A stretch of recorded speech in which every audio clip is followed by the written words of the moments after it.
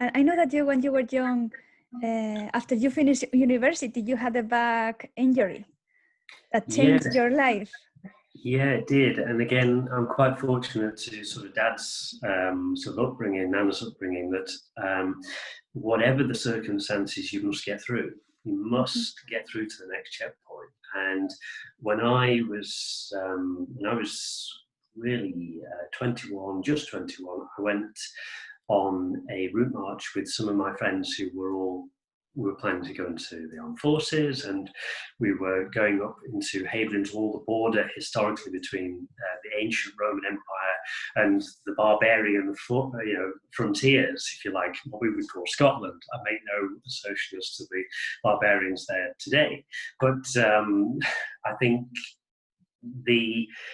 it was, for me, it was something that I never got a chance to do with my dad. I lost my dad when I was 19.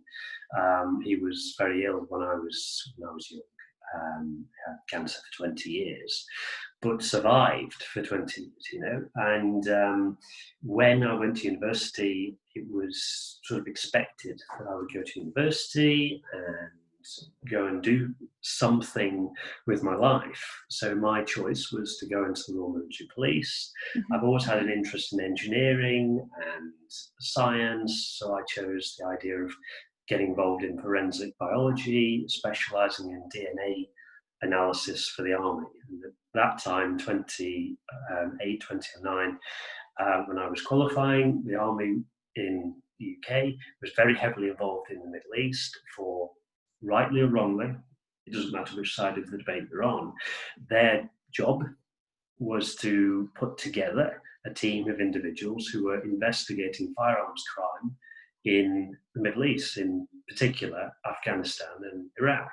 And my job was to become involved with this team called the Special Investigation Branch, part of the Royal Military Police, and their job was to conduct, because on the ground in Afghanistan, there is none of this. There is none of the infrastructure. So as crime happens, it's going unchecked.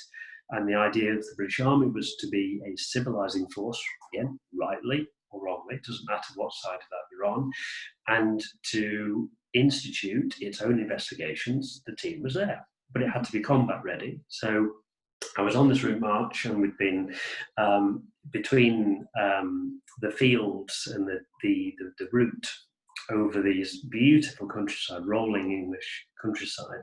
If you haven't visited, go and visit. It's beautiful. And going up over these boundaries between the fields, there are these very old walls, dry stone walls with these stone cuts into the walls, so you can climb over. And we've got all our kit, you know, short of a rifle, and we're climbing over this. And I'm climbing over, and I've been for a week or so, jumping down on the other side. As you know, I'm a bit stupid like that, big-headed. I do this sort of thing, and on this particular occasion, jumping down, I just felt my back concertina together like an accordion, squashed the base of my back. And I knew I'd done something pretty bad, but as you do, young, you get on with life. I just went on and completed the route march and got to a place called Gilsland, which is a beautiful place, about 2/3 of the way across the country. And then got back into my normal day-to-day life, at which point I knew I'd have some pretty serious issues, because I started to lose sensation in my legs. And it was especially difficult early in the morning, because I don't know how much you know about the medical side of this. You know, when you start to lose sensation in your legs, all your balance goes. So it's like walking in pitch black. You don't know where your feet are. They get very, very cold. And at 21, you start to think, okay, I've got a problem here. But also tugging at the heartstrings was, I knew I had my final interview coming before I went to Sandhurst Military College coming up.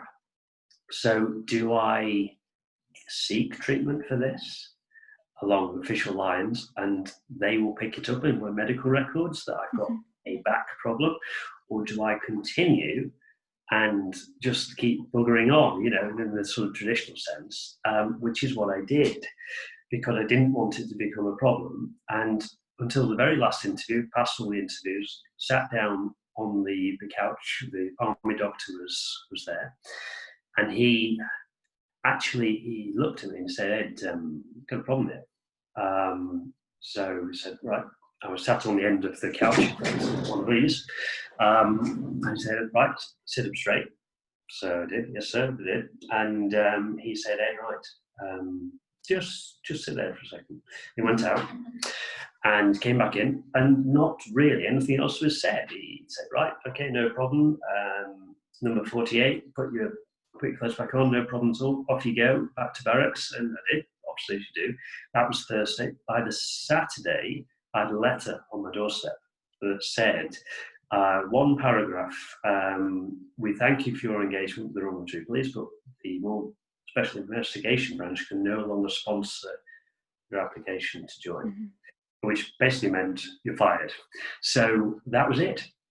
So all the training that I'd done was irrelevant. And by the way, I still had no sensation in my legs. So what I've seen is that the conventional medical route, which traditional medicine is sort of historical medicine that's passed down orally, generation to generation.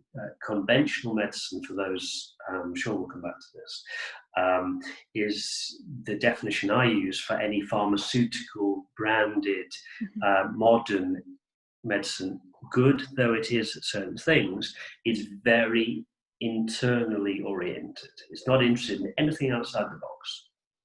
And after this, I went to see a doctor and a surgeon, and they said to me, okay, no problem, Ed, we can probably re-engage, basically back.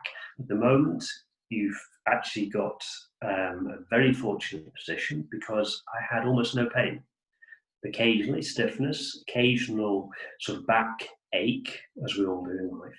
But as far as pain was concerned, I was still working at the time. I was actually self-employed working, not in the medical field, just in my local garden centre and doing all sorts of time-filling activities in self-employed work as an ecologist, actually. And he said to me, okay, the surgeon, he said, Ed, okay, we can institute a steel wireframe around the base of your back, and that will hold it in place. But you're very lucky because you've got no pain. You've just got this numbness. And they look at it as a box-ticking exercise. If you've got pain, you can take naproxen, you can take all sorts of hardcore gabapentin, tramadol, God forbid, hardcore pharmaceuticals, if you need them, if you have pain. I didn't have pain, so I wasn't taking them. And occasionally I took an ibuprofen, but that's just by the by, you do. And they said to me, okay, well, we're going to discharge you because we don't believe you're a reasonable candidate to operate on your back, i.e., this is it. Put up with it, you know, live your life.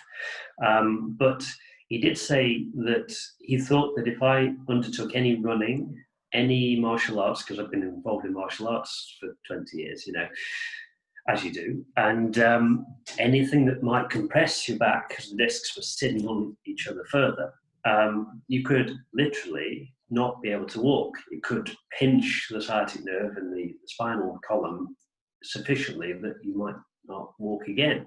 So that's the situation that I was in. And they said to me, okay, well, we might see you again if you have any further issues. And I'm like, well, is that it? You know, and I've been besieged since by people who have similar experiences and worse experiences in their lives than I had. And through that, and being very fortunate, my half-brother Chris, who I was training with martial arts, is very highly qualified in what I call traditional medicine, traditional Chinese medicine, emotions therapy, acupuncture, dietary analysis, pain relief through old-fashioned herbal medicine of various different kinds, massage techniques, so quite a wide berth of qualifications. And long and short of it is, he basically rebuilt my back. Wow. It was locked together, and the key thing that I need to get across to people is that when you have scar tissue, it is like rubble in the way, like fly tipping, a rubble construction in the way of the nerve getting through the tissue. And if you break that scar tissue down, and you are spoiled for choice as to how you do that, you can actually rebuild the tissue, the body will heal. And this is what conventional medicine in their box does not do. So looking at my history, rebuilding the base of my back, rebuilding the muscle there, it took 6 months. It was very unpleasant, I won't lie to you. And the acupuncture, the electrotherapies were about 2-3 times a week. And I went, and I remember after the first electro acupuncture, like TENS machine, if you like, a lot more clinically particular and a lot more powerful than what you can get home. I got sensation back in my feet for the first time. Wow. The morning after. So I'm not sure you want just a monologue of me talking at you, so do feel free to stop me. Yeah, that's very interesting, yes. So that's how it came about, that suddenly what I was told suddenly might not be true. And that actually I started to re-engage with martial arts that I was missing from my life. And then I got into running. My dad was an Olympic rower, so he was quite athletically built. But at a time in the 60s when he would do this, he would have a cigar out of the side of his mouth as well, that sort of character. And he was beating everyone at the same time. So it's like, okay, fine. So I've always been quite sort of lucky and the heritage genetically on that. So I can run relatively fast. And I just got it into my mind that the next stage, almost to throw the shackles off in my life, like a Forrest Gump style moment, was I wanted to run a 4-minute mile. I don't know where the idea came from. I can't explain that to you. Yeah. I want to achieve something that I can say, and hold potentially 2 fingers up at the authorities who tried to put me in this cage. So I did, and did the training for that. Got down to 4:31 exactly. So I'm quite pleased with that. Didn't achieve the 4-minute mile, but again, similarly, for me, I know I've done enough. So again, similarly for me, I would say clinically, anyone who's involved in running and exercise like that, maybe even rowing, cycling to a certain degree as well, what are you escaping from your life? What are you running away from? And I was literally running away from my position as I held emotionally, physically, and in my life. I was trying to get away. And rightly or wrongly, it was a therapy for me to get out of these shackles. And I'm very happy to say that I seem to be able to do that quite effectively. And anyone who's looking to get involved in exercise and is interested in that, that's the real sort of benefits of hardcore aerobic activity. It sheds grief and loss from your life. And I'd already had a fair amount of grief and loss when I was 21, 22. So yeah, that was, for me, that was really important in my life. Looking back, yes, I now see the link. At the time I didn't, but that's what it was for. So really for me, the sort of red pilling moment was when I knew that I was over the worst of my own injury. And yes, I had the odd bad day here and there, as we all do. And I now have a series of things that I can do within myself that can fix this, or I know people around me, colleagues of mine by chance, who can help me. So I can break this down. And I would argue for anybody who hasn't done integrated medicine like this before, massage with acupuncture, with emotional release, with dietary work to reduce inflammation, get involved in it, because it's something that we all have within ourselves the power to do. And once you take responsibility for your health, it's one of the most powerful the most powerful, empowering, genuinely positive actions you can take in your life. And it's something that everybody needs to do at some point, or encourage somebody they love to do, because once you've seen that, you can't unsee it. And what a change it made to me. Yeah, it's a very empowering feeling when you feel that you're responsible for your health, and that you can do something about it. You're not a victim anymore. Exactly. Yes, and it's what you're talking about is, it sounds to me like a holistic approach, because sometimes we think we focus on one part of the body or one system, but it's about the holistic, how to take care of the body as in a holistic way, with taking into account the physical body, the emotional body, the energetic body. Like, it's a very holistic kind of treatment.